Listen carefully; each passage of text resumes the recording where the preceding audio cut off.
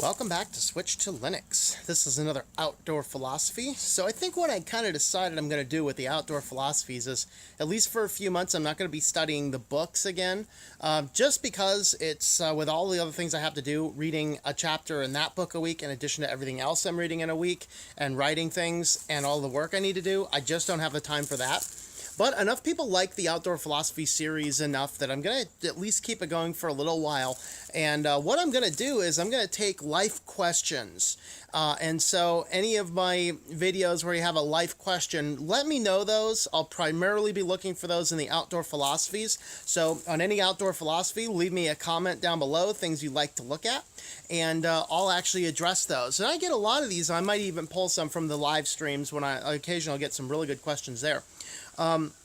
But today, actually, I want to talk about a book idea that I have written down in my little red notebook of stuff that I write down, and this is one I won't have a chance to work on for quite a while. So I just thought I'd go ahead and just talk a little bit about it. And I'm not going to give you a whole ton of everything, but primarily this is about minimalism and how you can begin to simplify your life, because as we live our lives, we get more and more complicated things out there, and it gets to the point to where our life becomes static, even though we do things oftentimes like we get cloud services connected to our various devices that will auto-sync everything. What seems to be a time saver ends up scattering our mind because we don't know what is where, and things fall into the mass disorganization. If you have any doubt about that at all, if you're the average person, pull up your phone right now and look in your picture app and ask yourself,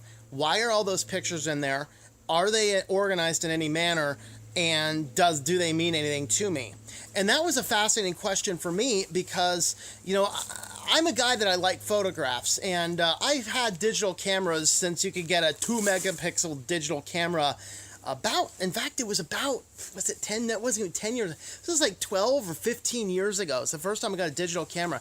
And I love that thing because for the first time I could go out and snap a bunch of photos, look at them on my computer, and not have to worry about taking them to print. Now, for a while, I did actually print a lot of pictures out. And I have a photograph. Doing a lot of the minimalism that I'm doing. I have a photograph of the day that I emptied out and I threw away any of the photos that were not seriously important photos to me, which basically were, I had a huge box of photos. I had digital of everything. They were all printed from a digital camera. And so I literally threw those out. It's this massive stack of photos I just tossed. And it was kind of interesting to look at that and go, that's interesting, And as we live our lives and we do things like that, what it occurred to me is that I love taking digital photographs, but I'd take the photos and then I'd come home, that night or maybe at least that weekend, and I'd take all those photos, I'd put them into my computer in nice organized folders. We don't even have that option anymore. That's one of the things that dawned on me when I put the Mac in my office. The Mac computer that I have is the very last computer I bought in the office that I just transferred a bunch of stuff over. So I have a whole archive of photos, and I was like, I want to see these photos on a Mac. Well, Mac wants to do everything through their silly photo app, which is the most disorganized chaos thing ever. It tries to this is the dates and all these other things, and it's just like, it make my head go what's going on? I want to organize my photos by folders so I can see what is the event of the photo. So I'll have various tabs, folder to outdoor activities, a folder to hiking, a folder to parties. And then inside of that, I have years and dates, so I can very easily see things in a way that makes a lot of logical sense. But these photo apps that want to automatically organize everything, we end up with a situation where it organizes things the way it wants to, and we don't have any control. And then our phones start to do the same thing. So check your phone right now and see, do you have hundreds of photos on there? And are you using a cloud service? And does that cloud service just automatically dump that batch of unorganized stuff into the cloud? In which case, it's like, why do you have all of this? And so as I started to ask those questions, and I started to minimalize my life, I started to look at that organization structure, and I said, what is it that I want to do for simplicity? And for me, simplicity means being on top of the organization. Yeah, it does take a while to get there if you haven't been doing it. It does take a long amount of time. If you got files all over, you might spend a few weeks doing it. But then at the end of that few weeks, you look back and you go, now I have on a computer a series of folders organized by topic, organized by date, that I can pull up and I can relive those experiences in an organized fashion. So I started to do that with all areas of my life. And what happened is, although there was a period of time, and I'm still in the middle of it, there's this period of this time where you're in this transition where you're slowly moving from one system to another. You're being more intentional, and that's the thing that seems counterintuitive, that it seems as though you're taking more time out of your life to do something that we have this digital technology that sort of does for us. But then when you look back what the digital technology does, it doesn't work well. Another good example is look at your music. If you download music from online, and most people, my age and younger are doing that precisely. You go on, you buy music, you're getting in from there. So take, for example, like the band Gorillaz, okay? So the group Gorillaz is a group of guys that, they'll bring in a lot of different people. And so in their tags, in their stuff, you'll have... they'll have, this guy helped collaborate on it, or this guy helped collaborate on it, and the automated system is going to drop those guys' names in there. And then when you go to look at your music collection, you sort by artist, you'll have 100 artists that you've never heard of that you have one song that they have. That is disorganized chaos. So I went through all the stuff that I had, and I used Kid 3, and I cleaned up all of the tags. So although everything is still done in structural format, I also cleaned it up so any of these digital things that relies on libraries, I don't allow it to get onto the internet, and I force it to use the file structure that I have set up, because otherwise they want to go on the internet and update everything and go, oh, we see this song from this artist, well, guess what, these artists also are involved. And I'm like, I don't know who those people are, but I know who Gorillaz is. Okay, and so in that case, and I use that example because, that's the one I can remember fighting with on Kid 3 a little bit. It's like, get these guys out of here. And so you get that kind of organization, but then when you look back over it, at the end of the year you do this, you go, wow. And then you can stay on top of it. And I did the same thing with my contacts on my phones. Rather than relying on cloud services to put all my contacts out there, I'm using K-Address Book on an Ubuntu install. And so now I have all of my contacts in this list. And if I add a new contact, that weekend, I'll go in there and I'll update my contact list in there. What that means is that I don't have to rely on someone else's cloud service to back up my contact data.